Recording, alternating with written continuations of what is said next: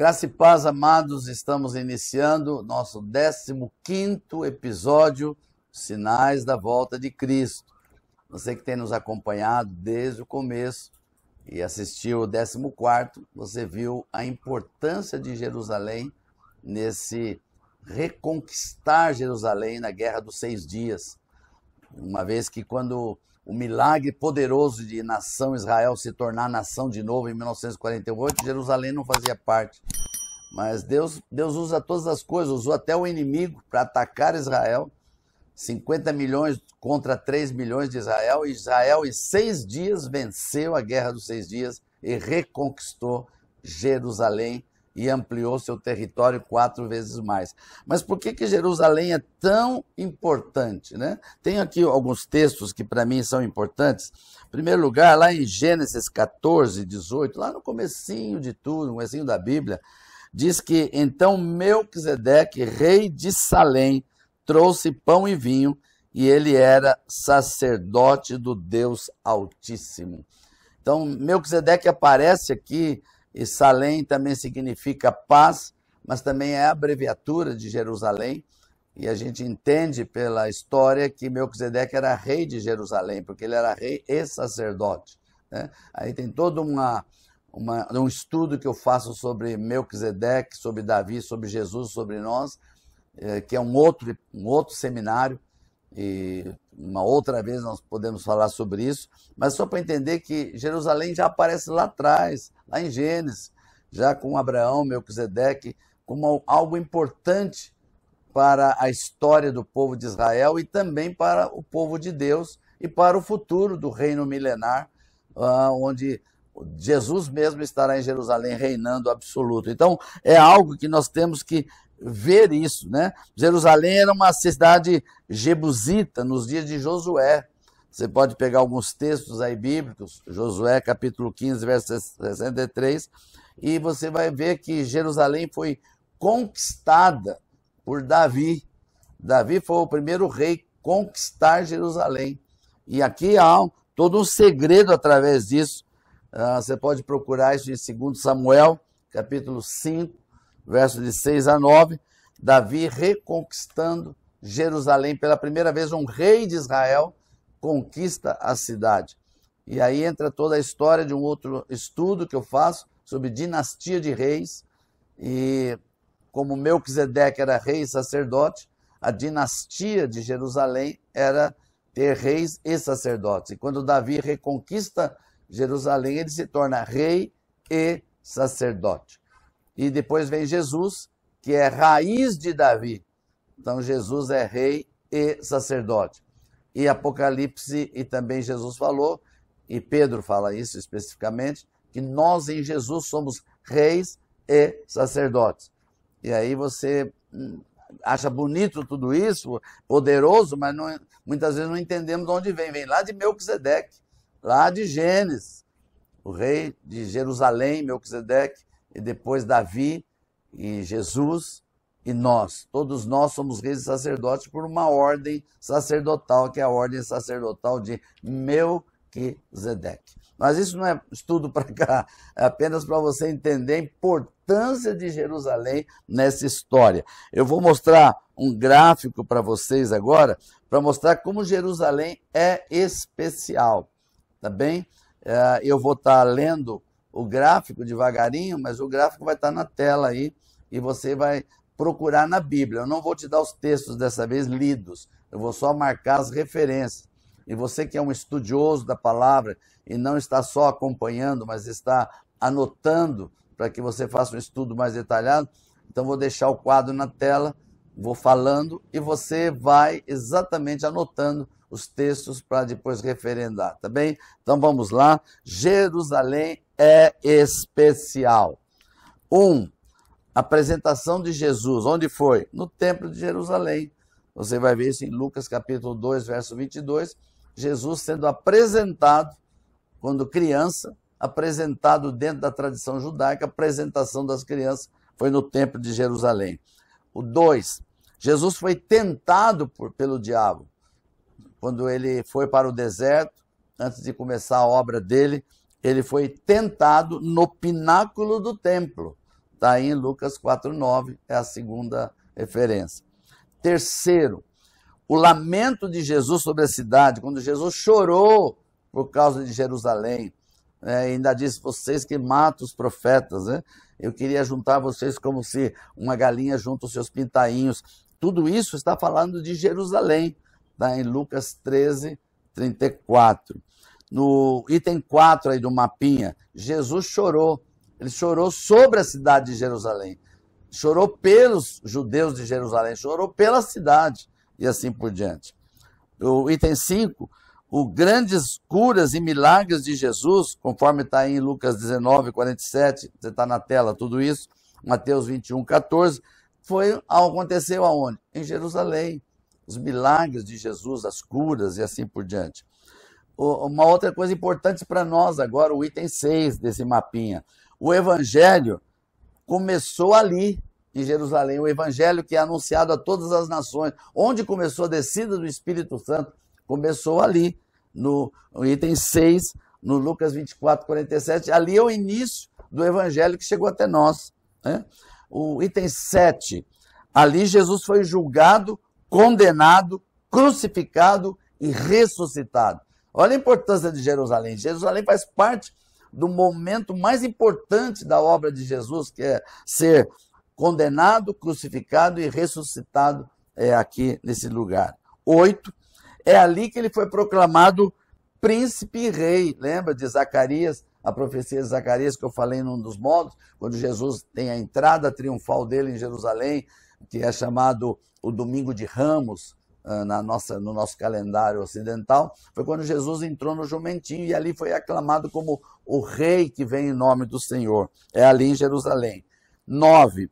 Os discípulos deveriam permanecer ali até receber o poder do Espírito Santo. Está em Atos 1,4, quando Jesus disse, fiquem em Jerusalém, não saiam, não se ausente de lá, até que do alto vocês sejais revestidos de poder. E é em Jerusalém que o Espírito Santo desce pela primeira vez, enche aquelas pessoas do Espírito Santo e ali eles começam a pregar e dali o evangelho vai para todo lado.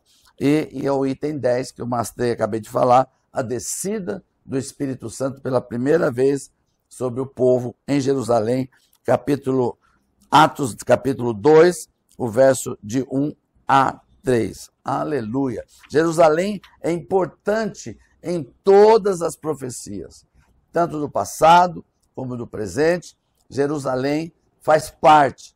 Então, quando a gente chegou em 1948, Israel se tornou nação e Jerusalém não fazia parte, a gente poderia pensar, então as profecias não vão se cumprir? Não. Aí acontece uma guerra de 6 dias, onde Israel, que seria exterminado, acontece o contrário. Eles vencem a guerra porque Deus lutou por eles e Jerusalém é reconquistada. Agora você entende por que tanta guerra por causa de Jerusalém. Todos querem fazer parte de Jerusalém. E ali é o berço das 3 principais religiões do mundo, o judaísmo, o cristianismo e o muçulmano. Todos saem dali, né? Então, é uma guerra por uma cidade. Uma cidade que não tem muita coisa, uma cidade antiga, uma cidade de muralhas antigas que não perdeu. Você até se decepciona se você quer ver algo novo, não tem. Quando você chega em Tel Aviv, sim, que é a capital jurídica de Israel, uma cidade como São Paulo, como Rio de Janeiro, como Nova York, uma cidade normal, né, com praias, com comércio normal, ruas normais, pessoas de short correndo na rua, fazendo o seu Cooper. Então você está em Tel Aviv e de repente você vai para Jerusalém, no mesmo país, você vê outra cidade, parece outro mundo. Uma cidade histórica, uma cidade envelhecida, mas tem que ser mantida, porque faz parte das profecias. E todas as excursões, tanto de católicos como de cristãos que vão a Israel, o foco é Jerusalém, o ponto principal é Jerusalém. É ali que se desenrolou toda a história cristã do início até o fim, desde a época de Melquisedeque, até chegar em Davi, até chegar em Jesus e até chegar em nós e assim por diante. Amém, queridos? Então vamos para o 5º sinal da volta de Cristo. Esse quinto sinal, eu diria para você, se prepare, porque já estamos falando de coisas atuais. Estamos falando de algo que ainda não aconteceu. Vou repetir. O quinto sinal não aconteceu. Está ligado a Jerusalém, está ligado ao fato do quarto sinal, que é a restauração de Jerusalém para ser novamente de Israel, mas o quinto sinal chama-se a reconstrução do templo de Jerusalém. A reconstrução do templo. Se a gente for fazer uma análise rápida, você vai lembrar que Salomão foi o que construiu o templo, o primeiro templo, o templo grandioso, templo de ouro, de prata, a glória de Israel. Era um templo que atraía reis de todos os países que queriam ver a estrutura tão linda do templo, toda cheia de joias preciosas. E esse templo foi destruído. Esse templo foi destruído e na época da dispersão. Mas no meio da dispersão, Deus colocou no coração de um dos reis que governava Israel na época, permitir que Esdras e Neemias restaurassem Jerusalém. E Esdras, responsável pela restauração do templo. Mas você vai pegar isso em Ageu, você vai descobrir que o segundo templo, que foi o templo que foi consagrado através do profeta Ageu, esse templo que foi levantado ali, não era um templo suntuoso mais, porque eram templos mais simples. É por isso que quando você lê o livro de Ageu, você vê que enquanto os jovens da época se alegravam, os mais velhos choravam, que os mais velhos viram o templo de Salomão e agora viam um templo simples. E os jovens se alegravam porque eles não tinham visto templo nenhum. E o fato de já ter um templo, para eles, era vitória. E aí vem a palavra de Deus através do profeta Ageu dizendo: a glória da segunda casa será maior do que a primeira. E ele diz: eu sou o dono do ouro e da prata. Em outras palavras, Deus está dizendo o seguinte: não é o ouro e a prata que trazem a minha presença. O que trazem a minha presença é a humildade e a simplicidade dos corações das pessoas. Depois, na época de Jesus, foi reconstruído o templo por Herodes, que é o templo que Jesus disse que seria destruído. Não ficou pedra sobre pedra. No ano 70 depois de Cristo, quando o Império Romano, em frente do exército do general Tito, entra em Jerusalém, destrói Jerusalém novamente, o templo cai de novo e nunca mais foi restaurado o templo. Até hoje, o templo não foi restaurado mais. E aí você vai dizer, mas tem que ser restaurado porque é profecia. Por isso que eu estou falando como quinto sinal a reconstrução do templo de Jerusalém, porque tem que acontecer. Vamos ler um texto aqui do Novo Testamento, importante. 2 Tessalonicenses, capítulo 2, verso 3 e 4. Você vai ver Paulo falando, e eu quero já declarar para você que de todos os escritores do Novo Testamento, Paulo é o que mais se destaca falando da segunda vinda de Cristo. É o que mais se destaca falando do arrebatamento, é o que mais se destaca falando dos últimos tempos. Parece que ele teve uma revelação maior que os outros discípulos. E ele realmente fala muito sério nesse 2 Tessalonicenses 2, 3 a 4, eu vou ler para você. Ninguém, veja a expressão, é importante, ninguém de nenhum modo vos engane, porque isto não acontecerá sem que primeiro venha a apostasia, e seja revelado o homem da iniquidade, o filho da perdição, o qual se opõe e se levanta contra tudo que se chama Deus ou objeto de culto, a ponto, guarde isso, a ponto de assentar-se no santuário de Deus, ostentando-se como se fosse o próprio Deus. Veja aí que quando o anticristo for quebrar a aliança e se declarar como anticristo, ele vai sentar exatamente no templo que foi reconstruído, que é o terceiro templo. E isso é importante você saber, porque enquanto esse templo não for construído, não teremos aparecimento do anticristo. Então, muitas pessoas ficam aí jogando coisas na internet, mas a gente tem que seguir o que está escrito na Bíblia. Paulo está dizendo, não deixe ninguém vos enganar. Isso não vai acontecer, a grande tribulação não vai acontecer, o anticristo não vai reinar enquanto não tiver o templo, o terceiro templo.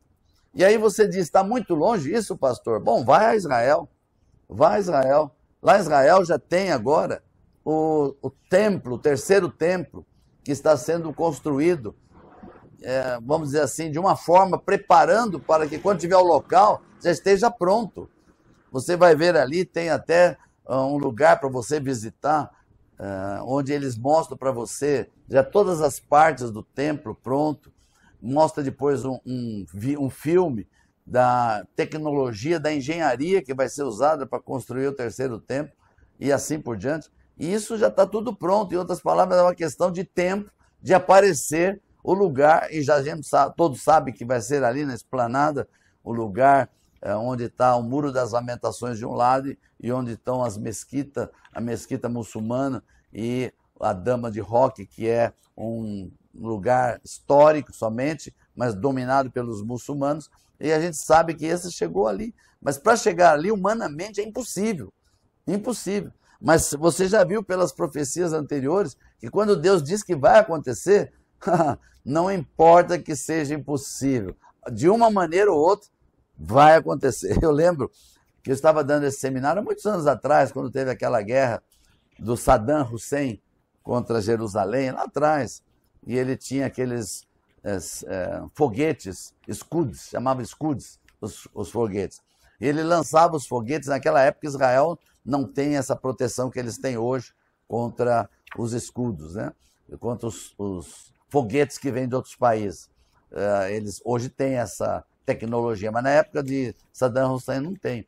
E eu estava dando esse estudo numa igreja, falando sobre isso, que de alguma maneira o templo vai ser construído ali, mas como é que vai ser se ali praticamente é dos muçulmanos? Aí eu fiquei pensando, né? Coisa da cabeça da gente, né? Falei, quem sabe um dos escudos do Saddam Hussein perde a direção e cai bem ali onde está o lugar, né, que é o templo, e já destrói, e aí ninguém pode dizer que foi o judeu que destruiu, aí não vai ter guerra, porque foram eles mesmo. Ideia doida que a gente tem, né? A gente sempre fica pensando uma maneira de resolver a coisa, mas Deus tem os seus modos, e é diferente de nós, totalmente diferente do que a gente pensa, das opções que a gente dá, e assim por diante. Mateus capítulo 24, verso 15 e 16, o próprio Jesus fala desse lugar. O próprio Jesus referenda a profecia de Daniel, quando Daniel fala das asas da abominação, do desolador. Quando ele toca nisso, todo mundo sabe, não precisa estar aqui explicando, que ele está falando do anticristo, não tenho dúvida disso. Então Jesus fala em Mateus 24, 15, 16, diz assim, quando, pois, virdes o abominável da desolação, que falou o profeta Daniel, no lugar santo, quem lê, entenda.